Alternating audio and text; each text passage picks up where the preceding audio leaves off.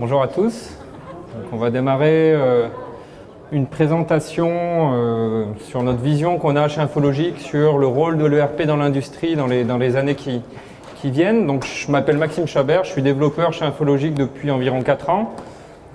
Je travaille sur un projet d'automatisation du paramétrage de notre ERP.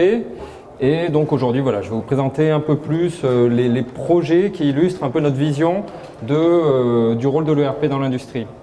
En quelques mots, Infologic, donc nous sommes une société basée juste à côté à Bourg-les-Valences. On a été créé en 1982 et notre activité principale, nos activités principales sont l'édition d'un ERP et l'intégration. Donc on va développer notre propre ERP et on va l'intégrer directement chez nos clients en leur vendant une solution clé en main. Pour vous donner un ordre de grandeur de l'entreprise, nous sommes un peu plus de 200 collaborateurs actuellement, éclatés en plusieurs sites en France. Donc on a un site, donc le siège social ici à Bourg-les-Valences, un site à Carquefou dans la banlieue de Nantes, un site à Toulouse. On a ouvert récemment une agence à Lyon et on a un petit site à Angers et 2 sites en Roumanie, à Bucarest et à Iași. Au niveau du chiffre d'affaires généré, on a généré un peu plus de 21 millions d'euros sur le dernier exercice. Donc pourquoi vous parler de notre vision du rôle de l'ERP de demain? Simplement car on se rend compte depuis quelques années que on est à un tournant pour l'ERP, étant donné les grandes évolutions technologiques, essentiellement dans l'intelligence artificielle, mais aussi au niveau des machines, qui sont de plus en plus puissantes, et Infologic est convaincu que le rôle de l'ERP va être amené à évoluer dans les années qui viennent. Donc comment va s'articuler cette présentation? Pour bien comprendre le rôle de l'ERP de demain, il faut déjà bien comprendre le rôle de l'ERP aujourd'hui et tel qu'il a été défini à sa création. Donc je vais vous présenter un peu l'histoire des ERP en mettant en parallèle l'histoire d'Infologic pour que vous compreniez un peu l'identité de notre entreprise. Ensuite, je vais me focaliser sur notre solution qu'on voit actuellement qui s'appelle Copilot, donc qui est un ERP spécialisé dans l'agroalimentaire. Et ensuite, je vais définir des termes dont on entend souvent parler, dont on a entendu parler juste avant, que sont l'industrie 4.0 et l'ERP 2.0. Et en vous présentant un peu la vision qu'on a chez Infologic, tout en illustrant avec les derniers projets qu'on a lancés au niveau des évolutions de notre ERP. Et à la fin, je vous parlerai un peu des équipes, comment elles ont évolué, notamment au niveau du développement. Donc je vais commencer par vous présenter l'évolution des ERP. Au début des années 60, l'essor de l'industrie conjugué avec les grandes évolutions technologiques a permis l'apparition des premiers logiciels de gestion qu'on appelle à l'époque MRP, qui veut dire Material Requirements Planning, qui avait pour but de calculer le besoin net en matières premières pour les ateliers d'assemblage à partir du planning de production. Donc là, on va avoir des grands groupes qui vont utiliser ce genre de solution, comme Toyota par exemple. Et dans les années 75, on a un besoin croissant d'intégrer de nouvelles données dans ces calculs, comme par exemple des données sur les nomenclatures des produits à fabriquer, sur les prévisions de vente. Et le MRP va passer d'un simple outil à une solution standard qu'on va appeler MRP2. Et ensuite, dans les années 80, donc au début des années 80, on a toujours ce besoin grandissant d'intégrer de nouvelles données, comme des données administratives, des données financières, ou encore des données comme les inventaires des stocks. Et ce besoin a été à l'origine du développement des premières solutions intégrées qu'on va appeler progiciels de gestion intégrée, ou ERP, qui veut dire Enterprise Resource Planning. Donc les ERP, globalement, ils vont permettre d'intégrer de manière cohérente et performante différents modules fonctionnels pour pouvoir piloter l'ensemble des activités d'une entreprise. Donc c'est à ce moment-là, en 1982, que mon père André Chabert a créé la société Infologic à Bourg-les-Valences. Et Infologic a commencé son activité d'édition d'ERP pour proposer son premier ERP, AgroV1, en 1984. Donc AgroV1 a été vendu à un peu plus de 20 clients, essentiellement dans la région Rhône-Alpes, et il était déjà spécialisé dans l'agroalimentaire. À la fin des années 80, les ERP sont annoncés comme la plus grande évolution technologique à venir au niveau mondial, car on leur prédit une forte croissance au niveau de leur chiffre d'affaires. Et c'est à ce moment-là qu'Infologic a proposé une deuxième version de son ERP qu'on a appelé Agro V2, qui cette fois-ci a été vendu à plus de 200 clients, donc ce qui confirme un peu cette tendance à la prolifération des ERP dans le monde de l'industrie, et particulièrement dans l'industrie agroalimentaire. Et là, on a vendu cet ERP partout en France, d'accord ? C'est pas uniquement ciblé sur le quart sud-est de la France. Donc au début des années 2000, les ERP sont les leaders incontestés au niveau des systèmes d'information des entreprises industrielles, par leur robustesse dans un premier temps, mais aussi par leur grande étendue fonctionnelle. Il faut bien voir qu'aujourd'hui, il n'y a quasiment aucun éditeur de logiciel qui peut développer un logiciel sur mesure pour une entreprise industrielle, étant donné le grand nombre de processus qu'il faut gérer. Par contre, durant les années 90, les ERP étaient vus comme des solutions lourdes, comme des solutions chères, difficiles à installer, alors qu'au début des années 2000, la concurrence entre les différents vendeurs d'ERP, combinée avec cette forte demande des industriels, a provoqué une baisse des prix qui a permis à de nombreuses PME de s'équiper d'un ERP pour les accompagner dans leur croissance. Et aujourd'hui, l'ERP est incontournable dans les systèmes d'information des entreprises industrielles. On va dire souvent que l'ERP va être la colonne vertébrale d'une entreprise ou son système nerveux, par exemple. Et donc, c'est au début des années 2000 que Infologic a développé un nouvel ERP. C'est l'ERP qu'on commercialise encore aujourd'hui, qui s'appelle Copilot.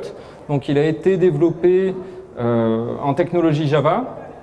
Et on a eu notre premier client de Copilot en 2005. Donc aujourd'hui, on compte près de 450 clients qui utilisent Copilot partout en France. On est uniquement en France. Et 450 clients, ça représente plus de 2 millions de colis expédiés par jour, ou ça va représenter plus de 20 000 postes utilisateurs installés chez tous ces clients.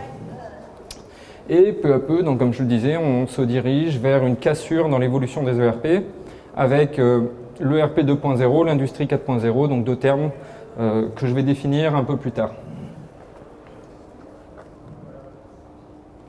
Donc finalement, qu'est-ce qu'un ERP ?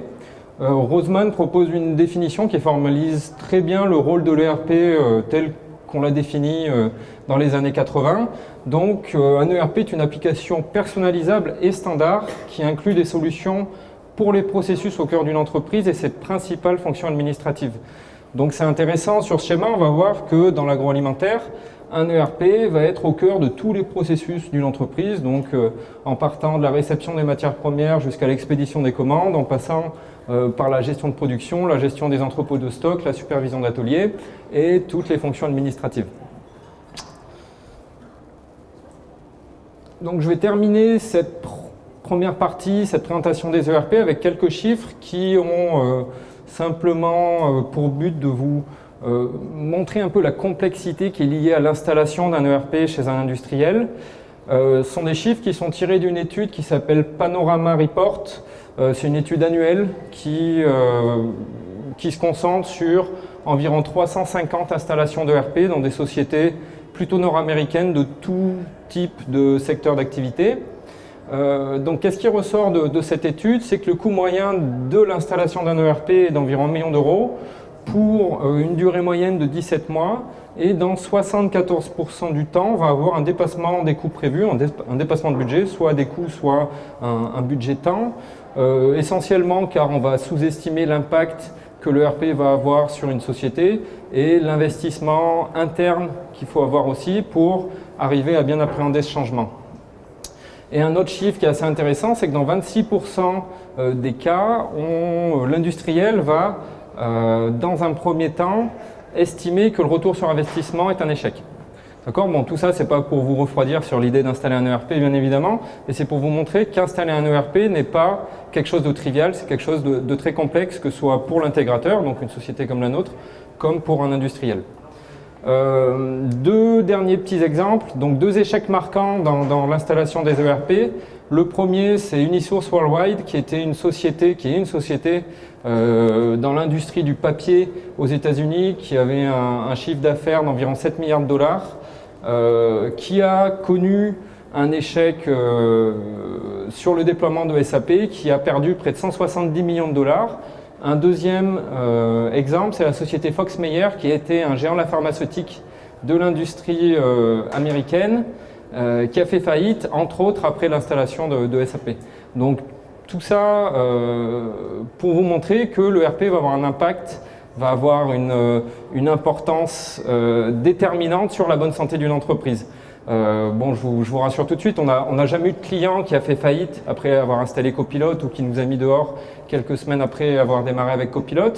Mais c'est pour vous montrer qu'un industriel va vite être dépendant aussi de la bonne santé, du bon fonctionnement de son ERP. Donc maintenant, on va se concentrer un peu plus sur la solution qu'on propose à nos clients, qui s'appelle Copilot. Donc comme je le disais tout à l'heure, c'est une solution qu'on a développée dans les années 2000, au début des années 2000. C'est une solution graphique, développée en technologie Java. Donc c'est des choix technologiques qui ont été très bons à l'époque, mais qui nous limitent un tout petit peu aujourd'hui, étant donné toutes les avancées qu'il y a eu dans l'informatique. Donc quelles sont les forces de Copilot? La première force de Copilot, c'est son vaste périmètre fonctionnel.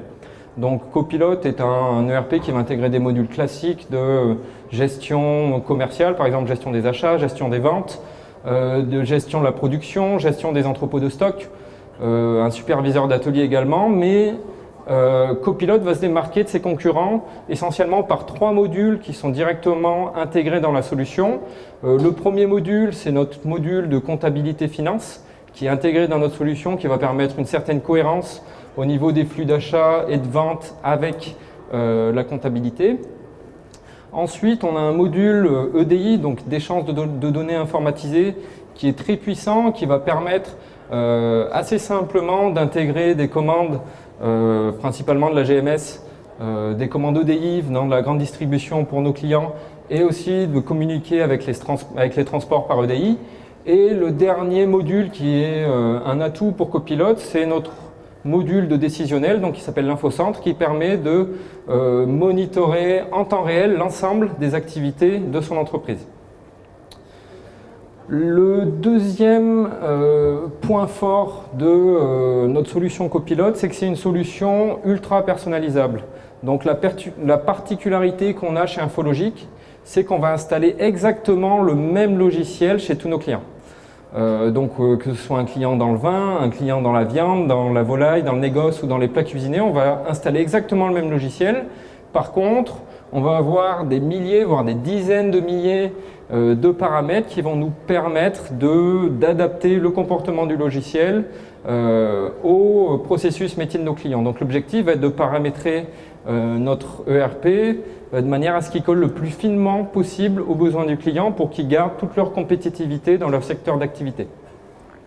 Donc ça, c'est énormément de travail pour nous. On doit avoir des intégrateurs qui connaissent très bien notre système et qui connaissent aussi très bien le métier de nos clients pour pouvoir abstraire les besoins du client et les configurer correctement dans notre solution. Donc, comme je vous le disais, ça fait une quinzaine d'années qu'on commercialise Copilot. Donc on commence à avoir une solution mature et très complète fonctionnellement. Donc on a la chance qu'aujourd'hui Copilot soit reconnu dans notre domaine d'activité, dans l'agroalimentaire, et cette reconnaissance, elle se traduit par une croissance très intéressante pour nous depuis quelques années. Donc pour l'illustrer, juste quelques chiffres, on est passé de environ 120 collaborateurs en 2014 à plus de 200 aujourd'hui, et pour un chiffre d'affaires généré qui est passé de 14 millions d'euros à plus de 21 aujourd'hui en l'espace de 4 ans. Malgré tout, c'est un peu le thème d'aujourd'hui, on s'aperçoit que le monde de la technologie évolue à une vitesse incroyable, et particulièrement le monde de l'informatique. Donc on n'a pas le droit de se relâcher dans notre métier et on doit constamment se remettre en question. Et comment fait-on pour se remettre en question? On se pose des questions comme comment améliorer l'aide qu'on propose à nos utilisateurs, comment faire en sorte que nos clients restent très compétitifs dans leur domaine d'activité.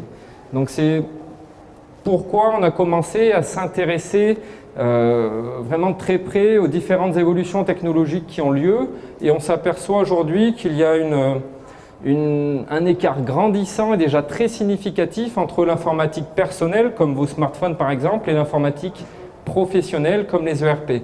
Donc au quotidien, on s'en rend à peine compte, mais chacun va utiliser des applications qui utilisent des technologies, des techniques à la pointe de la technologie, comme Waze, comme Amazon, comme Netflix par exemple, alors que les ERP, en contraste, ils ont un look un peu grisonnant, un peu vieillissant, une ergonomie un peu difficile à prendre en main, et très souvent des technologies qui deviennent obsolètes. C'est pourquoi on commence à parler de l'ERP 2.0, qui consiste globalement à intégrer les nouvelles technologies au cœur de l'ERP.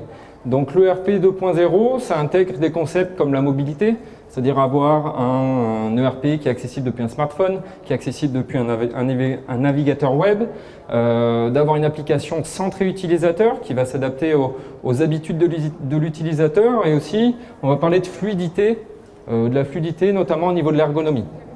D'accord? Donc, sur ces points-là, on sait qu'on a du travail à faire chez Infologique, et on a entamé d'ailleurs ce travail, comme je vais vous le présenter par la suite.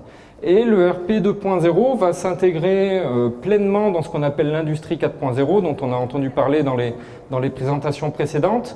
L'industrie 4.0, qui est un peu le pendant de l'ERP 2.0, sauf pour l'industrie, qui vise à utiliser les nouvelles technologies au cœur de l'industrie, comme par exemple la personnalisation des processus, mais aussi l'hyperconnectivité. Donc là, on va parler d'Internet des objets, qui vise à intégrer une multitude de capteurs d'une usine pour récolter un maximum de données et en tirer de la valeur ajoutée, comme par exemple faire de l'optimisation au niveau de la consommation d'énergie ou faire de la domotique. Et ensuite, un autre grand axe d'amélioration, d'évolution au niveau de l'industrie 4.0, c'est l'intelligence artificielle. Donc à ce niveau-là, il y a environ, je dirais, une dizaine de mois, il y a l'État qui avait commandé un audit de l'intelligence artificielle à Monsieur Villini sur l'état de l'intelligence artificielle en France. Et ce qu'il en ressort, entre autres, dans cette étude, c'est que l'industrie est propice à l'utilisation de l'intelligence artificielle et on peut en tirer une grande valeur ajoutée sur certains cas bien précis, comme par exemple de l'optimisation ou du big data, tout ce qu'on va appeler fouille de données. Et on se rend compte aussi, un peu comme c'est bien modélisé sur ce dessin, que le RP va être au centre de l'industrie 4.0, car finalement c'est ce logiciel qui va centraliser l'ensemble des données et qui va permettre d'exploiter ces données collectées et d'en tirer une valeur ajoutée pour l'utilisateur final. Donc au final, comment se situe Infologique dans ce virage technologique ? Je vais présenter un peu notre vision simplement en donnant la définition du Larousse du mot copilote.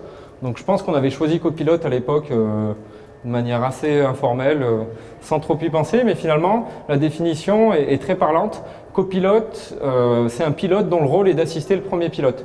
Donc ce qui est intéressant dans cette définition, c'est que copilote doit être actif, doit être un acteur, et le premier pilote va par contre toujours rester l'industriel. D'accord ? Aujourd'hui, on parle beaucoup, c'est un grand débat dans l'intelligence artificielle de dire est-ce que c'est la machine qui va commander l'humain ou l'humain qui commande la machine ? Nous, notre axe, il est clairement sur le fait que l'industriel va rester toujours le décideur, mais par contre que la machine doit l'aider à prendre la bonne décision. D'accord ? Et Infologique est persuadé qu'on doit utiliser les technologies les plus puissantes, les plus pertinentes, que ce soit de l'intelligence artificielle ou non, pour proposer l'ensemble des informations nécessaires à un utilisateur pour prendre les bonnes décisions. D'accord ? Donc on a un peu fait évoluer notre manière de fonctionner sur tous nos projets plutôt axés innovation, et on a commencé à réfléchir avec les personnes qui ont beaucoup de métiers chez nous sur les décisions à très haute valeur ajoutée que doivent faire nos clients dans leur processus métier, et ces décisions qui sont très souvent complexes. Donc on va essayer de se concentrer là-dessus. Donc par exemple, un acheteur chez un client a un rôle très important, car il va gérer très souvent un portefeuille de fournisseurs qui représente plusieurs millions d'euros, et il va prendre des décisions très complexes en prenant en compte beaucoup de données qui ont des sources différentes. Donc, il va prendre en compte des cours de matières premières, il va prendre en compte des données géopolitiques, il va prendre en compte des données météorologiques également, et à partir de là, il va prendre des décisions de s'approvisionner chez tel ou tel fournisseur, moyennant des prix qui sont variables. Un autre rôle qui est assez clé chez un industriel, ça va être par exemple les personnes qui vont ordonnancer la production ou qui vont ordonnancer la préparation de commandes. Là encore, on va avoir des choix à faire qui peuvent impacter tout le flux de la production d'une entreprise. Et ces choix sont à faire en prenant en compte énormément de données différentes. Donc nous, on va essayer d'identifier différentes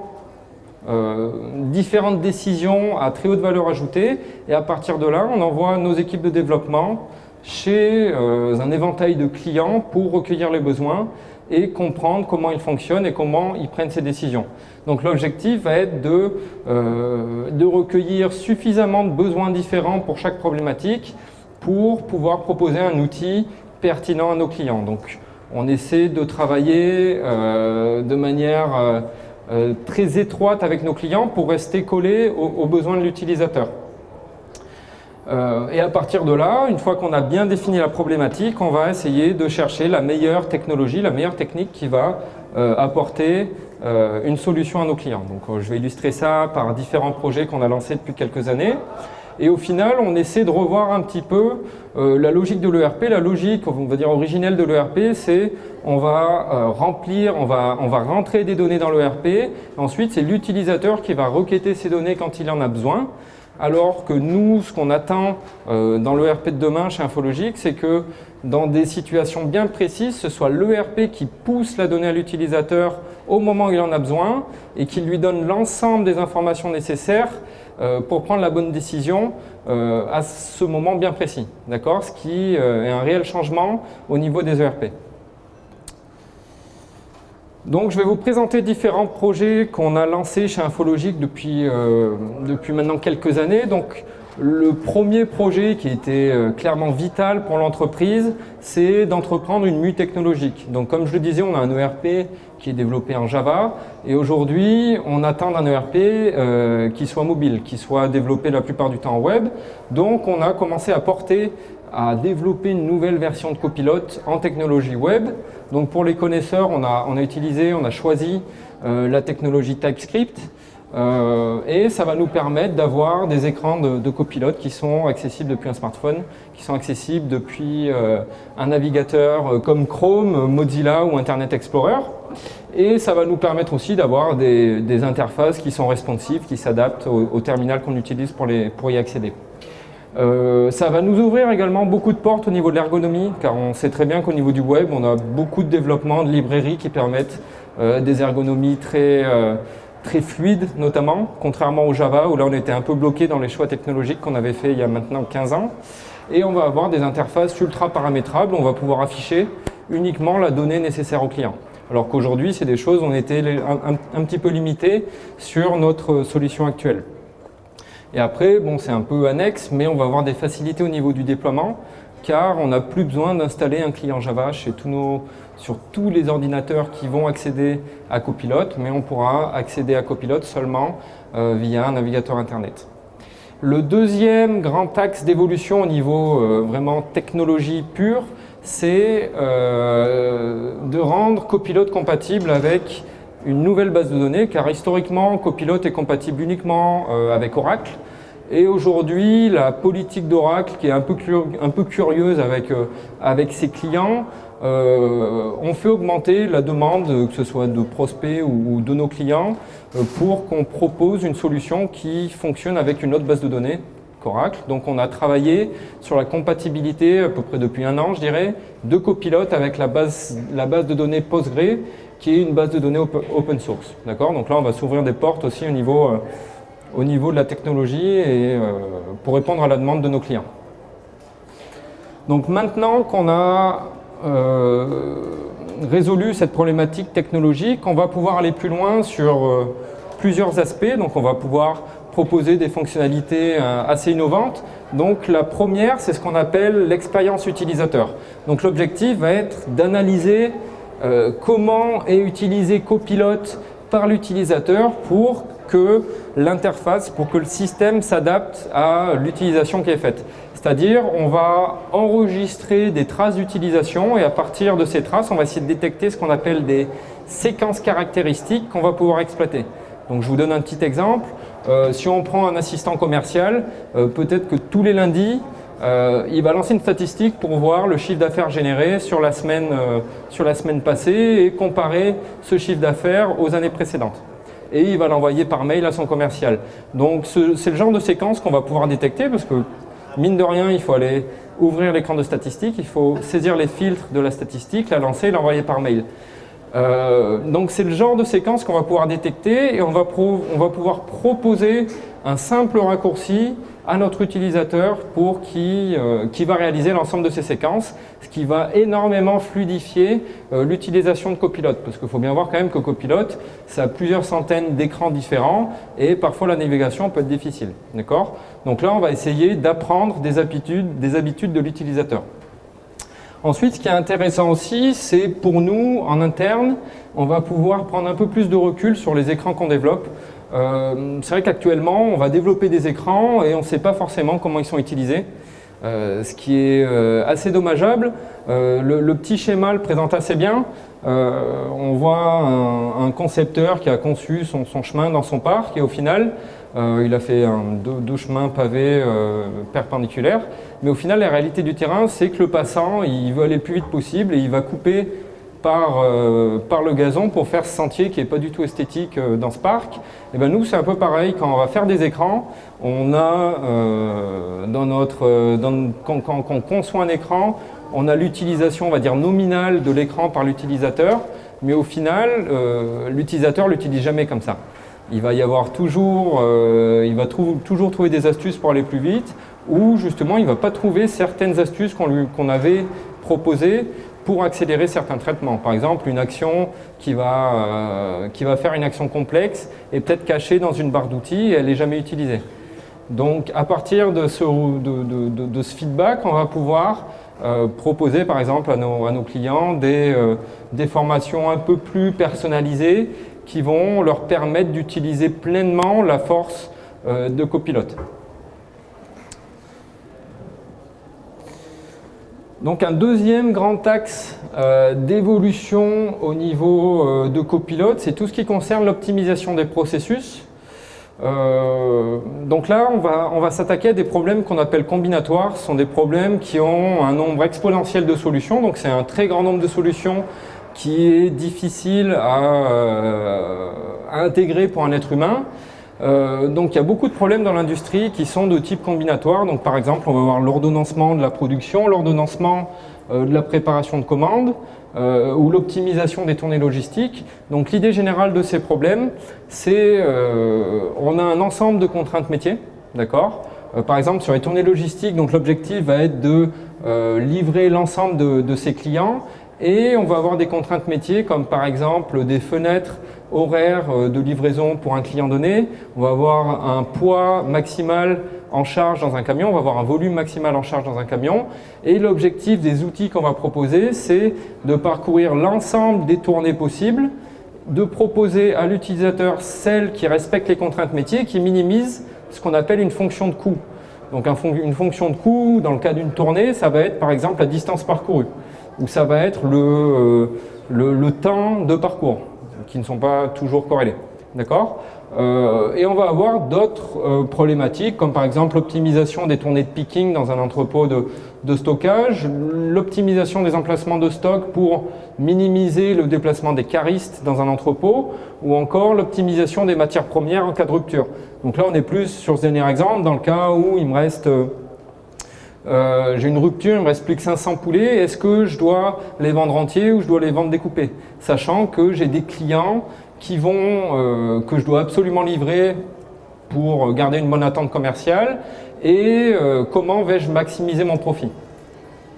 Donc pour résoudre ce genre de problème, on a des technologies qui sont dédiées, qui sont efficaces pour résoudre ce genre de problème, qui s'appelle la recherche opérationnelle. Donc ça englobe des techniques de programmation comme la programmation linéaire, la programmation par contrainte, et on a commencé à utiliser ce genre de technologie pour résoudre des problématiques pour nos clients.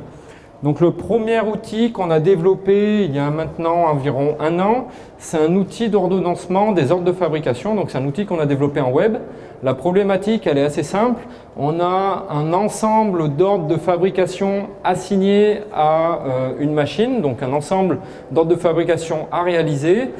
Et entre chaque produit à fabriquer, on va avoir ce qu'on appelle un temps interopération. Donc c'est le temps nécessaire, par exemple, pour laver la machine entre la production de deux produits ou de changer de rouleau d'étiquette ou de changer d'emballage. On va avoir des contraintes métiers qui sont des contraintes de date et de date de début et de fin de fabrication. On a des contraintes de stock également.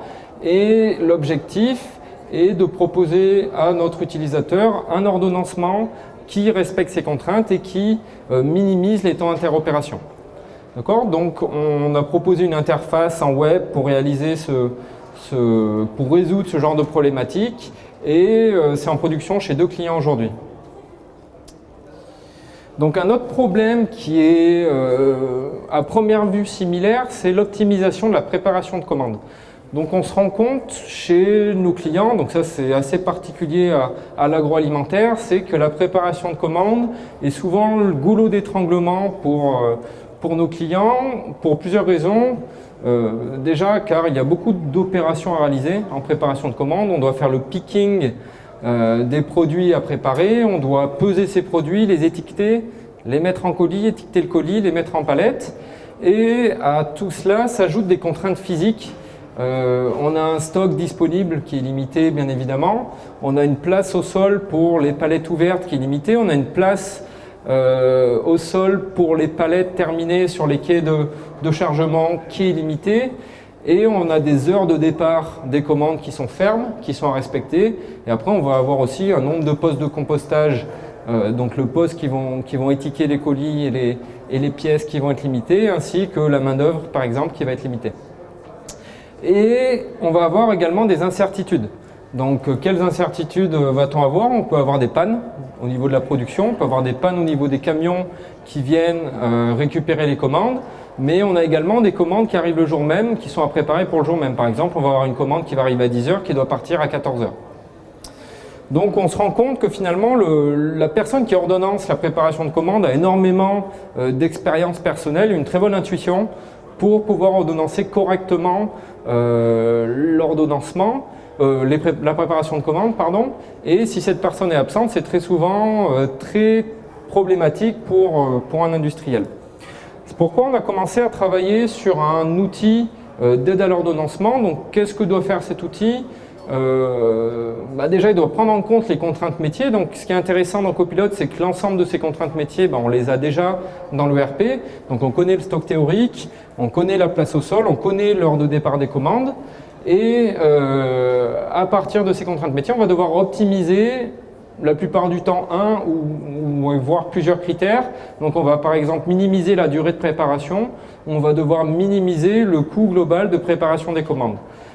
Sachant que c'est très souvent lié à la minimisation du nombre de fois où on va changer un rouleau d'étiquette par exemple. La deuxième fonctionnalité de cet outil, ça va être d'anticiper les commandes du jour. Donc là, c'est assez intéressant, c'est ce qu'on appelle mettre du stochastique, c'est-à-dire prendre en compte des probabilités. Là, on va étudier l'ensemble des commandes qui ont été passées dans les semaines, les années précédentes, et on va essayer de retrouver des périodicités, c'est-à-dire si on se rend compte que Leclerc commande tous les lundis à 10h une commande de 3 palettes de tel article qui doit partir à 14h, on va essayer de le prendre en compte le plus tôt possible dans l'ordonnancement de la préparation de commandes pour ne pas être pris de court. Donc en général, c'est ce que font les personnes qui font l'ordonnancement de préparation de commandes. Mais là, on va essayer de modéliser cette connaissance au niveau de l'outil. Et ensuite, la dernière fonctionnalité de l'outil, c'est d'avoir une aide à la gestion des événements exceptionnels. Donc là, il va falloir, c'est plus de la réactivité, c'est comment réagencer de manière minimale l'ordonnancement actuel de la préparation de commandes pour arriver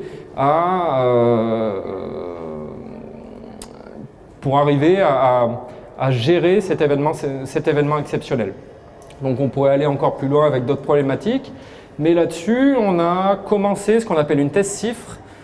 Donc une thèse CIFRE, c'est une thèse, donc c'est un projet de 3 ans, qui est en partenariat entre un industriel, ici c'est Infologic, et un laboratoire universitaire donc là, de recherche en informatique, qui est l'INSA Lyon. Et c'est une thèse en général qui vise à appliquer les résultats les plus récents de la recherche sur une problématique industrielle. Donc là, on a notre problématique qui est au niveau de la préparation de commandes.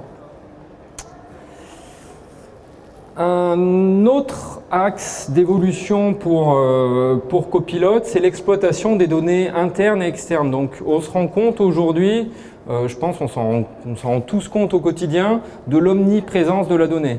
Tous les géants de l'informatique se battent pour avoir le plus de données possible, que ce soit Facebook, Google, Amazon, Apple. Ils veulent tous de la donnée. C'est devenu vraiment l'or noir du 21e siècle. Et nous, notre grande force chez Infologic, c'est que l'ERP qu'on commercialise est une source quasiment inépuisable de données. Et on va pouvoir exploiter ces données qui sont non seulement structurées, car elles sont propres, et on connaît leur sens. Ça, c'est très intéressant d'avoir des experts qui savent faire parler les données. Et à partir de là, l'objectif va être de mettre en corrélation soit des données de plusieurs processus différents de notre ERP, soit de les mettre en corrélation avec des données externes, comme par exemple des données météorologiques ou des données démographiques. Donc on a plusieurs applications possibles, deux que je vais détailler un peu plus, donc ce sont les prévisions de vente et ce qu'on appelle le cadencier intelligent, mais aussi on a des cas d'utilisation dans l'industrie qui visent à anticiper les pannes, faire de ce qu'on appelle de la maintenance prédictive. Donc c'est à partir de plusieurs capteurs qui sont dans une usine, arriver à déterminer le contexte d'une panne, c'est-à-dire sur les pannes précédentes, on va essayer de retrouver le contexte de la panne pour pouvoir prédire les futures pannes. D'accord ? Donc par exemple, des géants comme Airbus vont utiliser ce genre de technologie pour essayer d'immobiliser le moins de temps possible leurs avions au sol. Donc au niveau de notre outil de prévision de vente, donc c'est un module qu'on avait déjà dans la version Java de Copilot. Donc le premier travail a été de porter ce module en technologie web, ce qui nous a ouvert de nombreuses portes. Donc déjà, qu'est-ce que fait ce module ? C'est très simple, il permet de modéliser, de créer des modèles de prévision de vente qui prend en compte les ventes des années précédentes. D'accord ? Ce qui est intéressant dans Copilot, c'est qu'on gère la quasi-intégralité du système d'information d'une entreprise et à partir de là, on va pouvoir prendre en compte des données internes à l'ERP, comme par exemple les opérations commerciales ou les promotions qui ont été faites dans le passé par la société pour pouvoir avoir des prévisions plus fines. Et ensuite, l'intégration de nouvelles technologies comme le web par exemple nous permet d'avoir une interface beaucoup plus, je dirais, user-friendly et beaucoup plus fluide, avec par exemple des graphiques interactifs qui permettent de lisser les prévisions. Et on va pouvoir mettre en corrélation les prévisions de vente avec des données externes. Donc là, on va pouvoir prendre en compte par exemple des données météorologiques avec les prévisions de vente. Donc là, dans l'agroalimentaire, c'est quelque chose qui est assez courant. Par exemple, s'il fait beau le week-end prochain, je vais vendre plus de merguez, car beaucoup de gens vont faire des barbecues. D'accord ? Donc là, on va avoir une réelle corrélation entre les données météo et les prévisions de vente. On va aussi pouvoir intégrer des données démographiques, comme par exemple la base de données Nielsen. Et ensuite, on travaille également sur ce qu'on appelle des variables explicatives. Donc ce sont des événements exceptionnels qu'il faut prendre en compte pour affiner les prévisions de vente. Donc par exemple, on va avoir un nouvel an chinois, le ramadan ou certaines saisonnalités qu'il faut arriver à détecter pour avoir des prévisions plus fines, car il y a une réelle corrélation entre ces événements exceptionnels et les ventes de certains articles.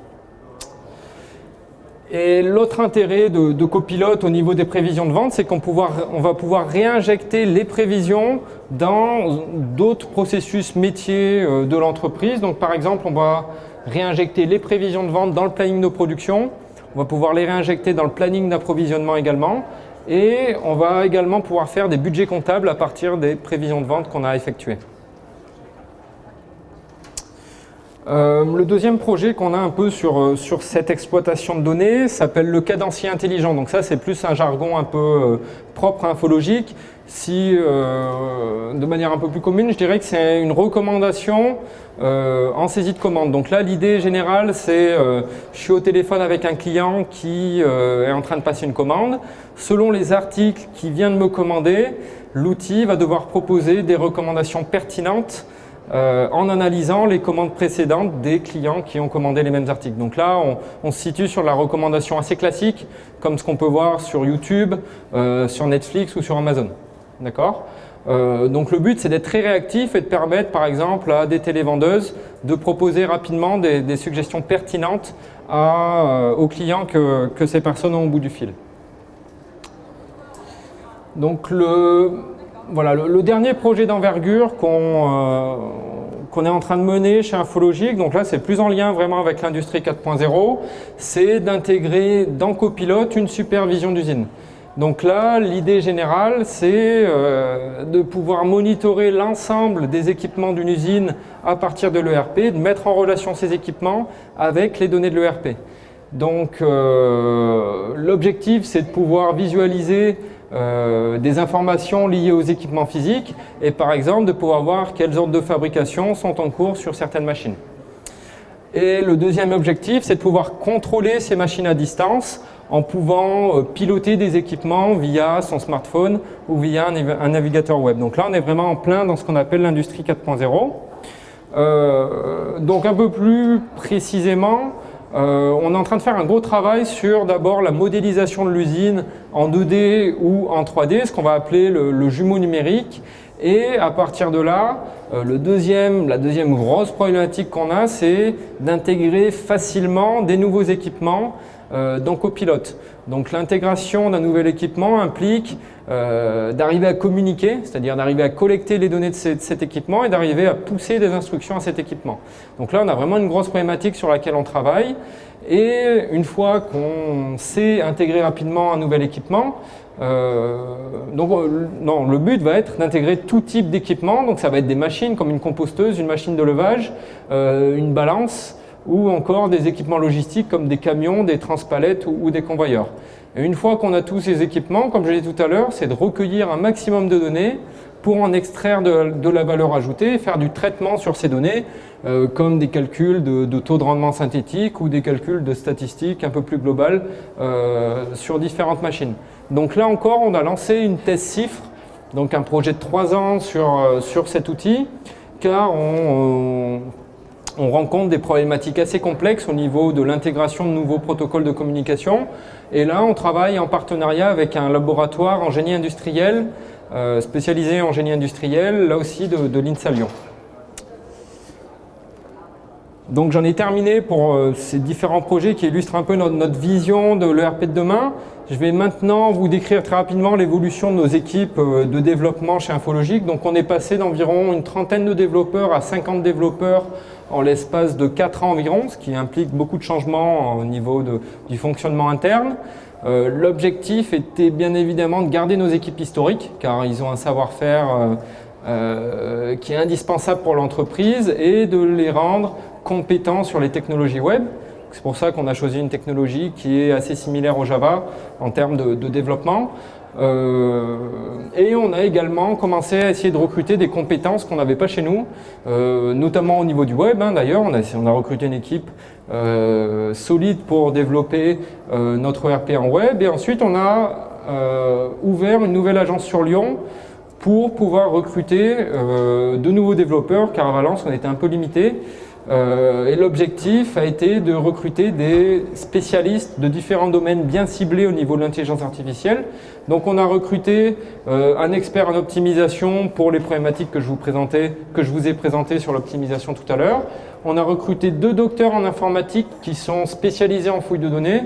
Ce sont des personnes qui sont mondialement connues au niveau de la recherche en data mining. Et ensuite, comme je vous le disais, on a 3 thèses CIFRE en cours. Donc voilà un peu les moyens qu'on a investis pour être au niveau de nos ambitions. Donc voilà, j'en ai terminé. Donc si vous avez des questions, n'hésitez pas.